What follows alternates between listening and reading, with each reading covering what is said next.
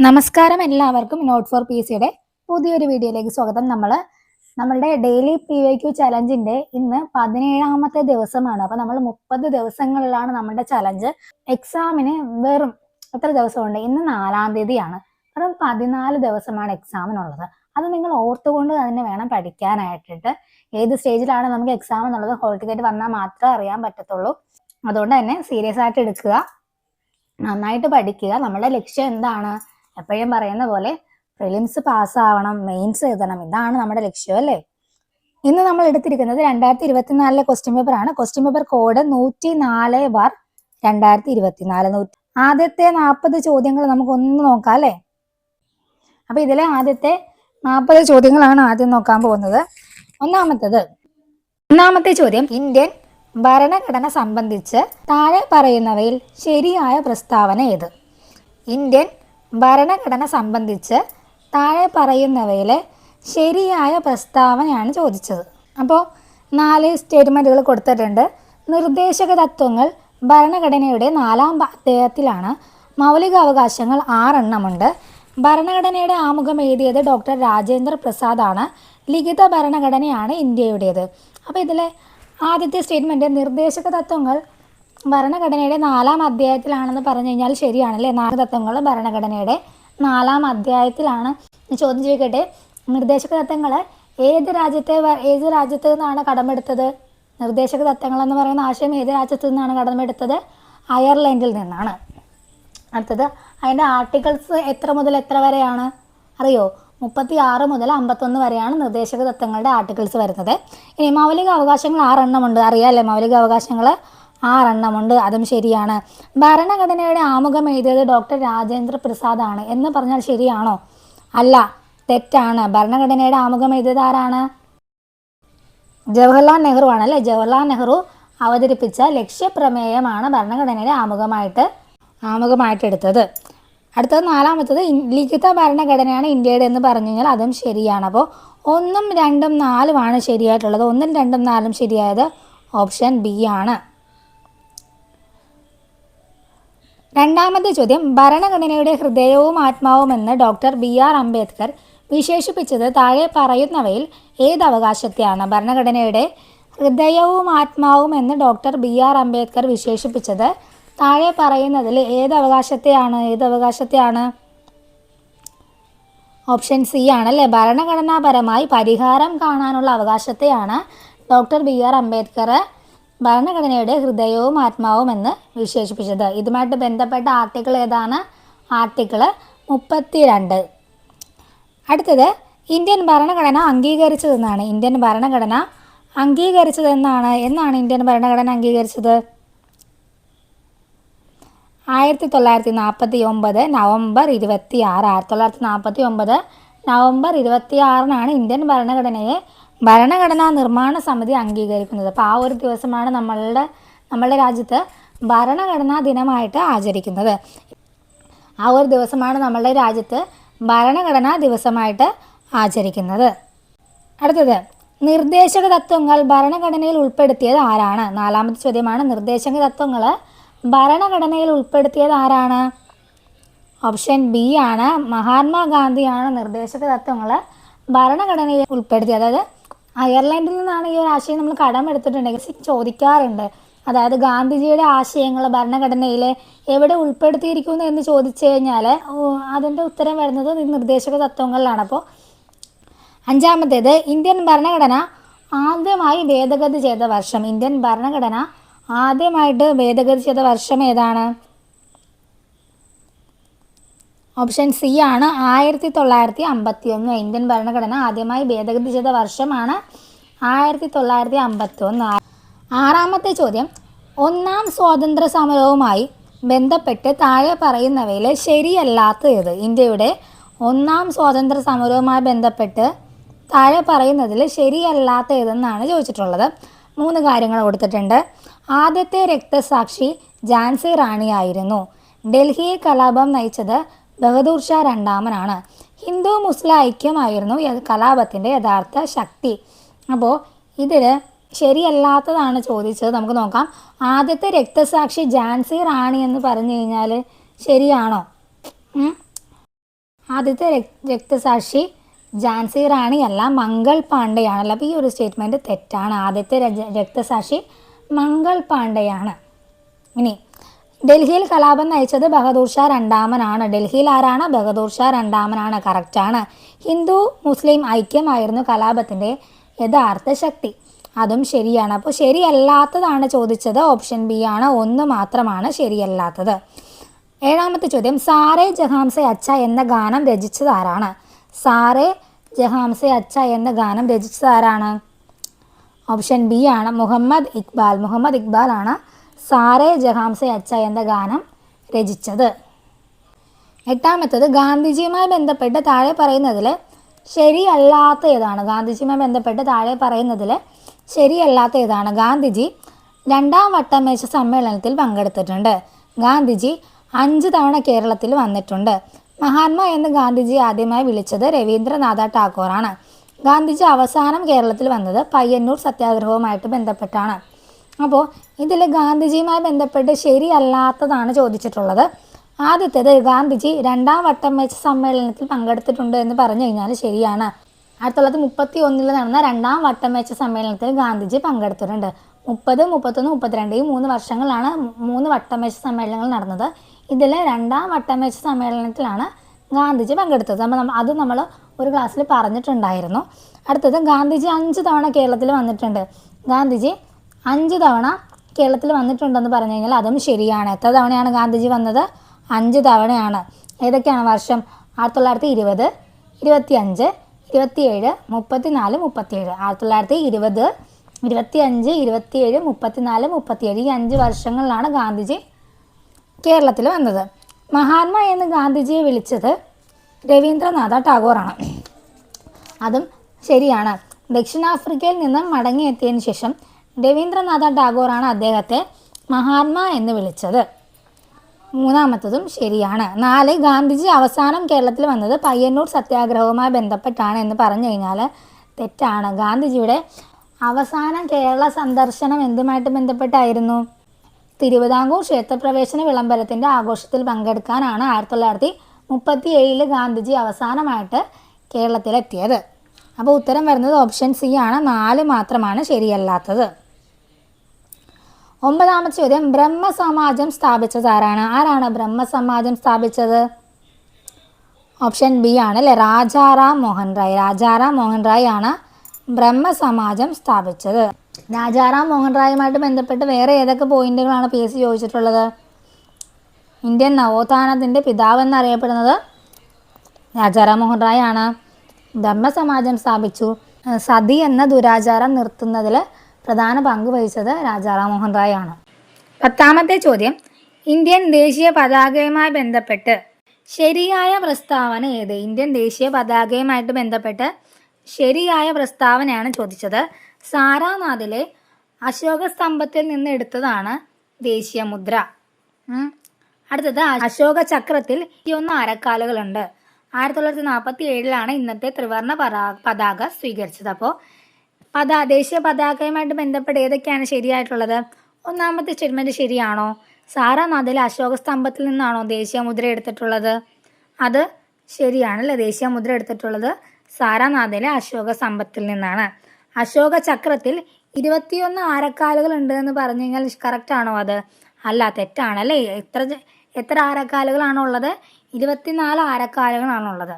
ഇനി 1947 ഇന്നത്തെ ത്രിവർണ്ണ പതാക സ്വീകരിച്ചത്. അപ്പോൾ 3ാമത്തതും കറക്റ്റാണ്. അപ്പോൾ എന്താണ് നമ്മുടെ ചോദ്യം? ശരിയായ പ്രസ്താവന ഏതെന്നാണ് ചോദിച്ചിട്ടുള്ളത്. 1ഉം 3ഉമാണ് ശരിയായിട്ടുള്ളത്. ഓപ്ഷൻ സി ആണ്. 11ാമത്തെ ചോദ്യം, കുണ്ടറ വിളംബരം നടന്നതെന്നാണ്. കുണ്ടറ വിളംബരം നടന്നതെന്നാണ്. ഏത് വർഷമാണ് കുണ്ടറ വിളംബരം നടന്നത്? ഓപ്ഷൻ എ ആണ് 1809 ജനുവരി 11. 1809 ജനുവരി 11. 1809 ആണല്ലോ. 1809 ജനുവരിയിലാണ് കുണ്ടറ വിളംബരം നടന്നത്. ഡേറ്റ് വരുന്നത് 11. അപ്പോൾ അത് ഓർത്തിരിക്കാനായിട്ട് നമ്മളിപ്പോൾ ഒരു വിളംബരം ചെയ്യുന്നു എന്ന് പറയുമ്പോൾ നമ്മുടെ മനസ്സിലോട്ട് എന്താ? ഒരു വലിയ ചെണ്ട ഒരാളിരുന്ന് കൊട്ടിക്കൊണ്ട് അല്ലേ, 2 കൈ കൊണ്ടും കൊട്ടിക്കൊണ്ട് അയാൾ വിളംബരം ചെയ്യുവാണ്. അങ്ങനെയാണ് ആദ്യം മനസ്സിലോട്ട് വരേണ്ടത്. അപ്പോൾ 2 കൈ കൊണ്ട് കൊട്ടാനായിട്ട് 2 കയ്യിൽ ഓരോ കോല് വീതം വേണം. ആ ഓരോ കോലാണ് 11 എന്ന് ഓർക്കുക. ഓക്കെ, ജനുവരി 11 എന്ന് പറഞ്ഞാൽ 2 കൈ കൊണ്ടും കൊട്ടുമ്പോൾ 2 കൈയിൽ ഓരോ കോല് വീതമുണ്ട്. ആ ഓരോ കോലുമാണ് നമ്മൾ ജനുവരി 11 കണക്കാക്കുന്നത്. അപ്പോൾ കുണ്ടറ വിളംബരം നടന്ന വർഷം ഏതാണ്? 1809 ജനുവരി 11. 1809 ജനുവരി 11. 12ാം ചോദ്യം, മലബാർ കലാപവുമായി ബന്ധപ്പെട്ട് ശരിയായ പ്രസ്താവനകൾ. മലബാർ കലാപവുമായി ബന്ധപ്പെട്ട് ശരിയായ പ്രസ്താവനകൾ. ഈ കലാപം നടന്നത് 1821 മലബാർ കലാപം അന്വേഷിച്ചത് ലക്ഷ്മണസ്വാമി മുതലിയാർ കമ്മീഷനാണ്. മലബാർ കലാപത്തിന് ഖിലാഫത്ത് പ്രസ്ഥാനത്തിൻ്റെ പിന്തുണ ഉണ്ടായിരുന്നു. അപ്പോൾ ഇതിൽ ശരിയായ പ്രസ്താവനകൾ ഏതൊക്കെയാണ്? 1 ശരിയാണ്. 1921 മലബാർ കലാപം ആരംഭിച്ചത്. അടുത്തത്, ഈ കലാപം അന്വേഷിച്ചത് ലക്ഷ്മണസ്വാമി മുതലിയാരാണെന്ന് പറഞ്ഞു കഴിഞ്ഞാൽ അത് തെറ്റാണ്. ഈ ലക്ഷ്മണസ്വാമി മുതലിയാർ എന്ന് പറയുന്നത് കേരളത്തിലെ വിദ്യാഭ്യാസ പരിഷ്കരണ കമ്മീഷനുമായിട്ട് ബന്ധപ്പെട്ടതാണ് ലക്ഷ്മണസ്വാമി മുതലിയാർ. അടുത്തത്, മലബാർ കലാപത്തിന് ഖിലാഫത്ത് പ്രസ്ഥാനത്തിൻ്റെ പിന്തുണ ഉണ്ടായിരുന്നു. അപ്പോൾ അത് കറക്റ്റാണ്. 1ഉം 3ഉമാണ് ശരിയായിട്ടുള്ളത്. അപ്പോൾ 1, 3 ശരിയായിട്ടുള്ളത് ഏതാണ്? ഓപ്ഷൻ ഡി ആണ്. 13ാം ചോദ്യം, പ്രൈമറി വിദ്യാഭ്യാസം സൗജന്യമാക്കിക്കൊണ്ട് വിളംബരം പുറപ്പെടുവിച്ചത് ആരാണ്? പ്രൈമറി വിദ്യാഭ്യാസം സൗജന്യമാക്കിക്കൊണ്ട് വിളംബരം പുറപ്പെടുവിച്ചത് ആരാണ്? ഓപ്ഷൻ സി ആണ്, ഗൗരി പാർവതിബായി. ഗൗരി പാർവതിബായി ആണ് പ്രൈമറി വിദ്യാഭ്യാസം സൗജന്യമാക്കിക്കൊണ്ട് വിളംബരം പുറപ്പെടുവിച്ചത്. 14, ബ്രിട്ടീഷുകാർക്കെതിരെ കേരളത്തിൽ നടന്ന ആദ്യത്തെ സംഘടിത കലാപം ഏതാണ്? ബ്രിട്ടീഷുകാർക്കെതിരെ കേരളത്തിൽ നടന്ന ആദ്യത്തെ സംഘടിത കലാപമാണ് ചോദിച്ചത്. ആദ്യത്തെ കലാപമല്ല, ആദ്യത്തെ സംഘടിത കലാപം ഏതാണ്? ഓപ്ഷൻ എ ആണ്, ആറ്റിങ്ങൽ കലാപം. ആറ്റിങ്ങൽ കലാപമാണ് ബ്രിട്ടീഷുകാരിൽ നടന്ന സംഘടിത കലാപം. ആറ്റിങ്ങൽ കലാപമാണ് ബ്രിട്ടീഷുകാർക്കെതിരെ കേരളത്തിൽ നടന്ന ആദ്യ സംഘടിത കലാപം. വർഷം ഏതെന്ന് ഓർമ്മയുണ്ടോ? 1721. 1721 ബ്രിട്ടീഷുകാർക്കെതിരെ ആദ്യത്തെ സംഘടിത കലാപമായ ആറ്റിങ്ങൽ കലാപം നടന്നത്. 15, പഴശ്ശിരാജാവ് വീരചരമം പ്രാപിച്ചതെന്നാണ്. പഴശ്ശിരാജാവ് വീരചരമം പ്രാപിച്ചതെന്നാണ്. എന്നാണ്? ഏത് വർഷമാണ്? ഏത് ദിവസമാണ്? 1805 നവംബർ 30. 1805 നവംബർ 30 പഴശ്ശിരാജാവ് വീരചരമം പ്രാപിച്ചത്. 17ാം ചോദ്യം, കേരളത്തിൽ ഇപ്പോൾ സാക്ഷരതാ നിരക്ക് എത്ര ശതമാനമാണ്? കേരളത്തിലെ ഇപ്പോഴത്തെ സാക്ഷരതാ നിരക്ക് എത്ര ശതമാനമാണ്? ബി ആണ്, 94%. 94%. 18, സാമ്പത്തിക ആസൂത്രണം എന്ന ആശയം ഇന്ത്യ കൈക്കൊണ്ട രാജ്യം ഏതാണ്? സാമ്പത്തിക ആസൂത്രണം എന്ന ആശയം ഇന്ത്യ കൈക്കൊണ്ട രാജ്യം ഏതാണ്? ഓപ്ഷൻ സി ആണ്, സോവിയറ്റ് യൂണിയൻ. ഇന്ത്യയിലെ സാമ്പത്തിക ആസൂത്രണം അഥവാ പഞ്ചവത്സര പദ്ധതികൾ എന്ന ആശയം സോവിയറ്റ് യൂണിയനിൽ നിന്നാണ് കടമെടുത്തിരിക്കുന്നത്. 1828 ജോസഫ് സ്റ്റാലിനാണ് സോവിയറ്റ് യൂണിയനിൽ ആദ്യമായിട്ട് പഞ്ചവത്സര പദ്ധതികൾ കൊണ്ടുവന്നത്. 19ാം ചോദ്യം, ബക്രാനങ്കൽ ഡാം ഏത് നദിയിലാണ് നിർമ്മിച്ചിട്ടുള്ളത്? ബക്രാനങ്കൽ ഡാം ഏത് നദിയിലാണ് നിർമ്മിച്ചിട്ടുള്ളത്? ഓപ്ഷൻ ബി ആണ്, സത്ലജ് നദി. സത്ലജ് നദിയിലാണ് ബക്രാനങ്കൽ ഡാം പണി കഴിപ്പിച്ചിരിക്കുന്നത്. 20, Tata institute of fundamental research സ്ഥാപിക്കുന്നതിന് നേതൃത്വം നൽകിയ വ്യക്തി ആരാണ്? Tata institute of fundamental research സ്ഥാപിക്കുന്നതിന് നേതൃത്വം നൽകിയ വ്യക്തി ആരാണ്? ഓപ്ഷൻ എ ആണ്, ഹോമി ജഹാംഗീർ ബാബ. ഹോമി ജഹാംഗീർ ബാബയാണ് Indian Tata institute of fundamental research സ്ഥാപിക്കുന്നതിന് നേതൃത്വം നൽകിയ വ്യക്തി. 21, ഇന്ത്യക്കകത്തും പുറത്തും ഇന്ത്യൻ കലകൾ പ്രചരിപ്പിക്കുന്നതിനായി ആരംഭിച്ച ലളിതകലാ അക്കാദമിയുടെ ആസ്ഥാനം എവിടെയാണ്?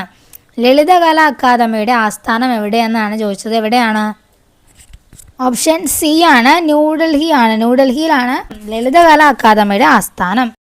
അടുത്തത്, താഴെ പറയുന്നവയിൽ ആരാണ് സ്വതന്ത്ര ഇന്ത്യയിലെ ആദ്യത്തെ റെയിൽവേ മന്ത്രി? സ്വതന്ത്ര ഇന്ത്യയിലെ ആദ്യത്തെ റെയിൽവേ മന്ത്രി ആരെന്നാണ് ചോദിച്ചത്. ആരായിരുന്നു?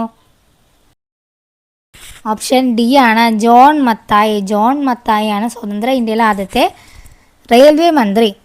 23, ദേശീയ ഊർജ സംരക്ഷണ ദിനം എന്നാണ്? ദേശീയ ഊർജ സംരക്ഷണ ദിനം എന്നാണ്? ഓപ്ഷൻ എ ആണ്, ഡിസംബർ 14. ഡിസംബർ 14 ദേശീയ ഊർജ്ജ സംരക്ഷണ ദിവസമായിട്ട് ആചരിക്കുന്നത്. 24 ISROയുടെ ചന്ദ്രയാൻ 3 ദൗത്യവുമായി ബന്ധപ്പെട്ട് ശരിയായ പ്രസ്താവനകൾ. ISROയുടെ ചന്ദ്രയാൻ 3 ദൗത്യവുമായി ബന്ധപ്പെട്ട് ശരിയായ പ്രസ്താവനകളാണ് ചോദിച്ചിട്ടുള്ളത്. അപ്പോൾ ഇവിടെ 3 കാര്യങ്ങൾ കൊടുത്തിട്ടുണ്ട്. 2023 ജൂലൈ 14 സതീഷ് ധവാൻ ബഹിരാകാശ കേന്ദ്രത്തിൽ നിന്ന് വിക്ഷേപിച്ചു. 2023 ഓഗസ്റ്റ് 5 ചന്ദ്രൻ്റെ ഭ്രമണപഥത്തിലെത്തിച്ചു. അത് ശരിയാണ്. അടുത്തത് 2023 ഓഗസ്റ്റ് 23 ചന്ദ്രൻ്റെ ദക്ഷിണ ധ്രുവത്തിന് സമീപം ലാൻഡ് ചെയ്തു. അപ്പോൾ ഇതിൽ ചന്ദ്രയാൻ 3യുമായിട്ട് ബന്ധപ്പെട്ട് ഏതൊക്കെയാണ് ശരിയായിട്ടുള്ളത്? ഓപ്ഷൻ എ ആണ്, എല്ലാം ശരിയാണ്. അതായത് ജൂലൈ 14 സതീഷ് ധവാൻ ബഹിരാകാശ കേന്ദ്രത്തിൽ നിന്ന് വിക്ഷേപിച്ചു. 2023 ആഗസ്റ്റ് 5 ചന്ദ്രൻ്റെ ഭ്രമണപഥത്തിലെത്തിച്ചു. 2023 ഓഗസ്റ്റ് 23 ചന്ദ്രൻ്റെ ദക്ഷിണ ധ്രുവത്തിന് സമീപം ലാൻഡ് ചെയ്തു. അടുത്തത് കേരളത്തിലെ ഇടനാടുകളെ സംബന്ധിച്ച പ്രസ്താവനകളിൽ ശരിയല്ലാത്തത്. കേരളത്തിലെ ഇടനാടുകളെ സംബന്ധിച്ച പ്രസ്താവനകളിൽ ശരിയല്ലാത്തതാണ് ചോദിച്ചിട്ടുള്ളത്. സമുദ്രനിരപ്പിൽ നിന്നും 7.5 മീറ്റർ മുതൽ 75 മീറ്റർ വരെ ഉയരം. അത് ഇടനാടുകളെ സംബന്ധിച്ച് ശരിയായിട്ടുള്ള പ്രസ്താവനയാണ്. ഉയരം കൂടിയ കുന്നുകളും മലകളും കാണപ്പെടുന്നത് ഇടനാടിലാണോ? അല്ല, അത് മലനാടിലാണ്. ഓപ്ഷൻ ഇടനാടിൻ്റെ ഭൂരിഭാഗവും വനങ്ങളാണ് എന്ന് പറഞ്ഞു കഴിഞ്ഞാൽ ആ ഒരു സ്റ്റേറ്റ്മെൻറ്റ് തെറ്റാണ്. അത് ഇടനാട് ചെറിയ കുന്നുകളും താഴ്വരകളും നദീതടങ്ങളും ചേർന്നതാണ്. ആ ഒരു സ്റ്റേറ്റ്മെൻറ്റ് ശരിയാണ്. അപ്പോൾ ഇതിൽ തെറ്റ് വരുന്നത് 2ഉം 3ഉമാണ് തെറ്റായിട്ടുള്ളത്. ബാക്കി 2 സ്റ്റേറ്റ്മെൻറ്റുകൾ ശരിയാണ്. അടുത്തത് കേരളത്തിലെ വിവിധ വെള്ളച്ചാട്ടങ്ങൾ, ജില്ലകൾ എന്നിവയുടെ പട്ടിക ചുവടെ നൽകിയിരിക്കുന്നതിൽ നിന്നും ശരിയല്ലാത്തത് കണ്ടെത്താൻ. ഒരു പട്ടിക കൊടുത്തിട്ടുണ്ട്. ഇതിൽ ശരിയല്ലാത്തതാണ് നമുക്ക് വേണ്ടത്. അപ്പോൾ തുഷാരഗിരി കോഴിക്കോട്, ചീയപ്പാറ ഇടുക്കി, വാഴച്ചാൽ പത്തനംതിട്ട, പാലരുവി കൊല്ലം. ഇതിലേതാണ് തെറ്റായിട്ടുള്ളത്? ഓപ്ഷൻ ബി ആണ്, വാഴച്ചാൽ പത്തനംതിട്ട. ഇത് തെറ്റാണ്. ഓപ്ഷൻ ബി ആണ്, വാഴച്ചാൽ പത്തനംതിട്ട. വാഴച്ചാൽ പത്തനംതിട്ടയാണ് എന്ത്? ഇതിൽ ശരിയല്ലാത്ത ജോഡി. വാഴച്ചാൽ ഏത് ജില്ലയിലാണ്? പത്തനംതിട്ടയിലല്ല, തൃശ്ശൂർ ജില്ലയിലാണ് വാഴച്ചാൽ വെള്ളച്ചാട്ടം സ്ഥിതി ചെയ്യുന്നത്. അപ്പോൾ അത് തെറ്റാണ്. ബാക്കിയെല്ലാം കറക്റ്റാണ്. തുഷാരഗിരി എവിടെയാണ്? കോഴിക്കോടാണ്. ചീയപ്പാറ എവിടെയാണ്? ഇടുക്കിയിലാണ്. പാലരുവി എവിടെയാണ്? കൊല്ലത്താണ്. അടുത്തത് കേരളത്തിലെ മത്സ്യബന്ധന മേഖലയുമായി ബന്ധപ്പെട്ട് ശരിയായ പ്രസ്താവന. കേരളത്തിലെ മത്സ്യബന്ധന മേഖലയുമായി ബന്ധപ്പെട്ട് ശരിയായതാണ്. വീണ്ടും 3 സ്റ്റേറ്റ്മെൻറ്റുകൾ കൊടുത്തിട്ടുണ്ട്. മത്സ്യഫെഡ് ആരംഭിച്ച വർഷം 1984. മത്സ്യഫെഡിൻ്റെ ആസ്ഥാനം തിരുവനന്തപുരമാണ്. ഇന്ത്യയിൽ നിന്നും ഏറ്റവും അധികം കയറ്റുമതി ചെയ്യപ്പെടുന്ന കേരളത്തിലെ അലങ്കാര മത്സ്യമാണ് മിസ് കേരള.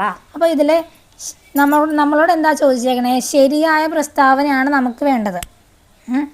ആദ്യത്തെ സ്റ്റേറ്റ്മെൻറ്റ് കറക്റ്റാണ്. മത്സ്യഫെഡ് ആരംഭിച്ചത് 1984.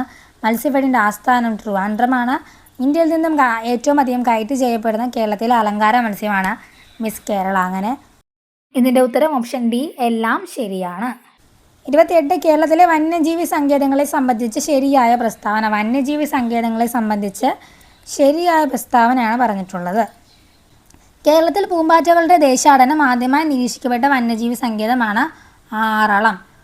ശരിയാണോ? ആറളം വന്യജീവി സങ്കേതത്തിലാണ് പൂമ്പാറ്റകളുടെ ദേശാടനം ആദ്യമായി നിരീക്ഷിക്കപ്പെട്ടത്. അപ്പോൾ ഓപ്ഷൻ എ കറക്റ്റാണ്. സൈലൻറ്റ് വാലി ഓഫ് കണ്ണൂർ എന്നറിയപ്പെടുന്ന വന്യജീവി സങ്കേതം ആറളമാണ്. അത് ശരിയാണ്. സൈലൻറ്റ് വാലി ഓഫ് കണ്ണൂർ എന്നാണ് ആറളം വന്യജീവി സങ്കേതം അറിയപ്പെടുന്നത്. മൂന്നാമത്തേത് കേരളത്തിലെ ഏറ്റവും വലിയ വന്യജീവി സങ്കേതം വയനാടെന്നാണ് കൊടുത്തിട്ടുള്ളത്. അത് തെറ്റാണ്. കേരളത്തിലെ ഏറ്റവും വലിയ വന്യജീവി സങ്കേതം ഏതാണ്? പെരിയാർ വന്യജീവി സങ്കേതമാണ്. രണ്ടാമത്തേതാണ് വയനാട്. നീലഗിരി ബയോസ്ഫിയർ റിസർവിൻ്റെ ഭാഗമായി കേരളത്തിലെ വന്യജീവി സങ്കേതം പെരിയാർ എന്നാണ് കൊടുത്തിട്ടുള്ളത്. അത് തെറ്റാണ്. നീലഗിരി ബയോസ്ഫിയർ റിസർവിൻ്റെ ഭാഗമായി കേരളത്തിലെ വന്യജീവി സങ്കേതം ഏതാണ്? വയനാടാണ്. അപ്പോൾ ആദ്യത്തെ 2 മാത്രമാണ് ശരിയായിട്ടുള്ളത്. ബാക്കി 2ഉം തെറ്റാണ്. ഉത്തരം വരുന്നത് ഓപ്ഷൻ എ ആണ്. 1ഉം 3ഉം ശരി. 1ഉം 2ഉം ശരിയാണ്. അടുത്തത് കേരളത്തിലെ ദേശീയോദ്യാനങ്ങളെ സംബന്ധിച്ച് തെറ്റായ പ്രസ്താവന. കേരളത്തിലെ ദേശീയോദ്യാനങ്ങളെ സംബന്ധിച്ച് തെറ്റായിട്ടുള്ള പ്രസ്താവനയാണ് നമ്മളോട് ചോദിച്ചിട്ടുള്ളത്. 4 കാര്യങ്ങൾ കൊടുത്തിട്ടുണ്ട്. ഏറ്റവും കൂടുതൽ ദേശീയോദ്യാനങ്ങളുള്ള ജില്ല ഇടുക്കിയാണ്. കേരളത്തിലെ ആദ്യത്തെ ദേശീയോദ്യാനം സൈലൻറ്റ് വാലിയാണ്. കേരളത്തിലെ ഏറ്റവും ചെറിയ ദേശീയോദ്യാനം പാമ്പാടും ചൊലയാണ്. വംശനാശ ഭീഷണി നേരിടുന്ന സിംഹവാലൻ കുരങ്ങുകൾ കാണപ്പെടുന്നത്.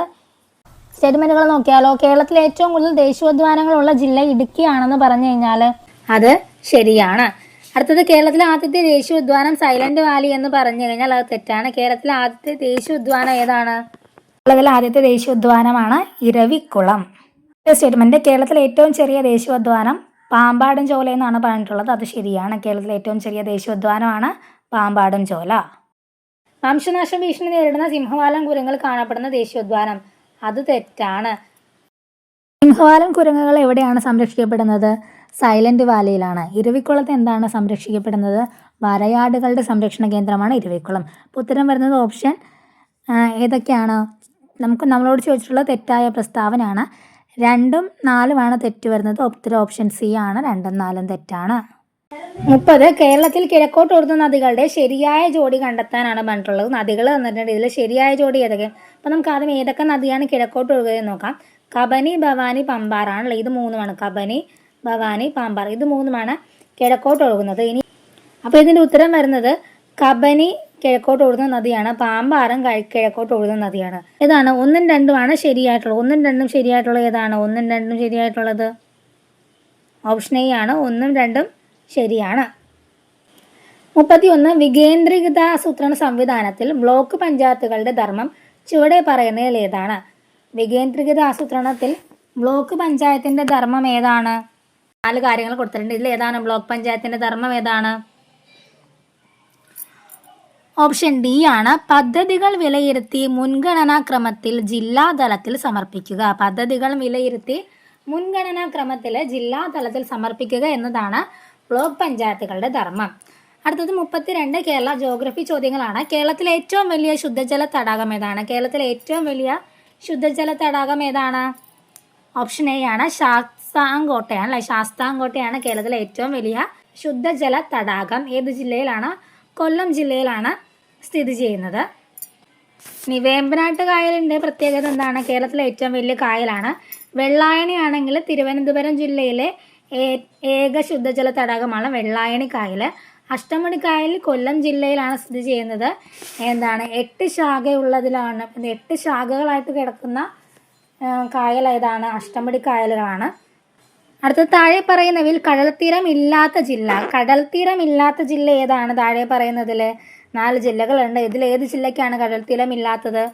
ഓപ്ഷൻ സി ആണ്. കോട്ടയം ജില്ലയ്ക്കാണ് കടൽത്തീരം ഇല്ലാത്തത്. കടൽത്തീരം ഇല്ലാത്ത 5 ജില്ലകളാണുള്ളത്. ഏതൊക്കെയാണ്? 5 ജില്ലകൾക്കാണ് കടൽത്തീരം ഇല്ലാത്തത്. ഏതൊക്കെ ജില്ലയാണ്? കോട്ടയം, പത്തനംതിട്ട, ഇടുക്കി, പാലക്കാട്, വയനാട്. അപ്പോൾ ഈ 5 ജില്ലകൾക്കാണ് കടൽത്തീരം ഇല്ലാത്തത്. ബാക്കി 9 ജില്ലകൾക്കും കടൽത്തീരമുണ്ട്. ഏറ്റവും കൂടുതൽ കടൽത്തീരമുള്ളത് ഏത് ജില്ലയ്ക്കാണ്? കണ്ണൂർ ജില്ലയ്ക്കാണ് ഏറ്റവും കൂടുതൽ കടൽത്തീരമുള്ളത്. 34 കക്കാട് ജലവൈദ്യുത പദ്ധതി ഏത് ജില്ലയിലാണ്? കക്കാട് ജലവൈദ്യുത പദ്ധതി ഏത് ജില്ലയിലാണ്? ഓപ്ഷൻ സി ആണ്. പത്തനംതിട്ട ജില്ലയിലാണ്. 35 ചോദ്യം ഇന്ത്യയുടെ കിഴക്കൻ തീരസമതലവുമായി ബന്ധപ്പെട്ട പ്രസ്താവനയിൽ ശരിയല്ലാത്തത്. ഇന്ത്യയുടെ കിഴക്കൻ തീരസമതലവുമായി ബന്ധപ്പെട്ട പ്രസ്താവനകളിൽ ശരിയല്ലാത്തതാണ് ചോദിച്ചിട്ടുള്ളത്. അപ്പോൾ 4 കാര്യങ്ങൾ കൊടുത്തിട്ടുണ്ട്. ബംഗാൾ ഉൾക്കടലിനും പൂർവ്വഘട്ടത്തിനുമിടയിൽ താരതമ്യേന വീതി കുറവ്, കായലുകളും അഴിമുഖങ്ങളും കാണപ്പെടുന്നു, ഡെൽറ്റ രൂപീകരണം നടക്കുന്നു. അപ്പോൾ ഇന്ത്യയുടെ കിഴക്കൻ തീരസമതലവുമായി ബന്ധപ്പെട്ട ഏതാണ് ശരിയല്ലാത്തത്? 2ഉം 3ഉമാണ് ശരിയല്ലാത്തത്. അത് താരതമ്യേന വീതി കുറവെന്ന് പറയുന്നത് തെറ്റായിട്ടുള്ള കാര്യമാണ്. കാരണം കിഴക്കൻ തീരസമതലത്തിന് വീതി കൂടുതലാണ്. പിന്നെ കായലുകളും അഴിമുഖങ്ങളും കാണപ്പെടുന്നു എന്ന് പറയുന്നത് തെറ്റായിട്ടുള്ളതാണ്. അപ്പോൾ ഉത്തരം വരുന്നത് 2ഉം 3ഉമാണ്. 2ഉം 3ഉം ഏതാണ്? ഓപ്ഷൻ ഡി ആണ് ഉത്തരം വരുന്നത്. 36 ഹിമാലയൻ നദികളുമായി ബന്ധപ്പെട്ട പ്രസ്താവനകളിൽ ശരിയല്ലാത്തത്. ഹിമാലയൻ നദികളുമായി ബന്ധപ്പെട്ട പ്രസ്താവനകളിൽ ശരിയല്ലാത്തതാണ് അതിവിസ്തൃതമായ വൃഷ്ടിപ്രദേശം, അപരദന തീവ്രത കൂടുതൽ, അപരദന തീവ്രത കുറവ്, താരതമ്യേന വിസ്തൃതി കുറഞ്ഞ വൃഷ്ടിപ്രദേശം. ഹിമാലയൻ നദികളുമായി ബന്ധപ്പെട്ട് ശരിയല്ലാത്ത ഏതൊക്കെയാണ്? 3ഉം 4ഉമാണ് ശരിയല്ലാത്തത്. 3ഉം 4ഉമാണ്. 3ഉം 4ഉം എന്ന് പറയുമ്പോഴേക്കും ഏതാണ് ഉത്തരം വരുന്നത്? ഓപ്ഷൻ ബി ആണ് ഉത്തരം വരുന്നത്. 3ഉം 4ഉം തെറ്റാണ്. അപരദന തീവ്രത കുറവെന്ന് പറഞ്ഞാൽ തെറ്റാണ്. താരതമ്യേന വിസ്തൃതി കുറഞ്ഞ വൃഷ്ടിപ്രദേശം എന്ന് പറഞ്ഞാൽ അതും തെറ്റാണ്. അടുത്തത് താഴെ പറയുന്നവയിൽ ഇന്ത്യയുടെ പടിഞ്ഞാറ് ഭാഗത്ത് സ്ഥിതി ചെയ്യുന്ന തുറമുഖങ്ങൾ ഏതെല്ലാമാണ്? താഴെ പറയുന്നതിൽ ഇന്ത്യയുടെ പടിഞ്ഞാറൻ ഭാഗത്ത് സ്ഥിതി ചെയ്യുന്ന തുറമുഖങ്ങൾ ഏതൊക്കെയാണ്? 4 തുറമുഖങ്ങൾ കൊടുത്തിട്ടുണ്ട്. നെവാഷേവ, കണ്ട്ല, ഹാൽഡിയ, വിശാഖപട്ടണം. ഇതിലെ പടിഞ്ഞാറൻ തീരത്തുള്ള ഏതൊക്കെയാണ്? 1ഉം 2ഉമാണ്. നെവാഷേവയും കണ്ട്ലയുമാണ് പടിഞ്ഞാറൻ തീരത്തുള്ളത്. അടുത്തത് താഴെ പറയുന്നവയിൽ ട്രാൻസ് ഹിമാലയത്തിൽ ഉൾപ്പെടുന്ന പർവ്വതനിരകൾ. താഴെ പറയുന്നതിൽ ട്രാൻസ് ഹിമാലയത്തിൽ ഉൾപ്പെടുന്ന പർവ്വതനിരകൾ 4 പർവ്വതനിരകൾ കൊടുത്തിട്ടുണ്ട്. കാരക്കോറം, ഹിമാചൽ, സസ്കർ, സിവാലിക്. അപ്പോൾ ഇതിൽ ട്രാൻസ് ഹിമാലയത്തിലുള്ള ഏതൊക്കെയാണ്? ഉത്തരം വരുന്നത് 1ഉം 3ഉമാണ്. 1 ഏതാണ്? കാരക്കോറവും സസ്കറുമാണ് ഹിമാലയൻ പർവ്വതനിരകളുമായിട്ട് ബന്ധമില്ലാത്തത്. അപ്പോൾ ഉത്തരം വരുന്നത് 1ഉം 3ഉമാണ്. 1ഉം 3ഉം ഏതാണ്? ഓപ്ഷൻ ബി ആണ്. 39 ഏത് നദിയുടെ പോഷക നദിയാണ് കബനി? ഏത് നദിയുടെ പോഷക നദിയാണ് കബനി? ഓപ്ഷൻ സി ആണ്. കാവേരി നദിയുടെ പോഷക നദിയാണ് കബനി. 40 2024 2020 ലോകകപ്പ് ക്രിക്കറ്റിൽ ഫൈനലിൽ മത്സരിച്ച രാജ്യങ്ങൾ കണ്ടെത്തുക. 2024 ലോകകപ്പ് ക്രിക്കറ്റ് മത്സരത്തിൽ ഫൈനലിൽ മത്സരിച്ച രാജ്യങ്ങൾ ഏതൊക്കെയാണ്? 1ഉം 3ഉമാണ്. ഇന്ത്യയും ദക്ഷിണാഫ്രിക്കയുമാണ് ഫൈനലിൽ മത്സരിച്ചത്. 1ഉം 3ഉമാണ്. 1ഉം 3ഉം ഉത്തരം വരുന്ന ഏതാണ്? ഓപ്ഷൻ ഡി ആണ്. അപ്പോൾ നമ്മളുടെ ഇന്നത്തെ ക്ലാസ് ഇത്രയേ ഉള്ളൂ. വീണ്ടും ബാക്കി ചോദ്യങ്ങളുമായിട്ട് നമുക്ക് നാളെ കാണാം. താങ്ക്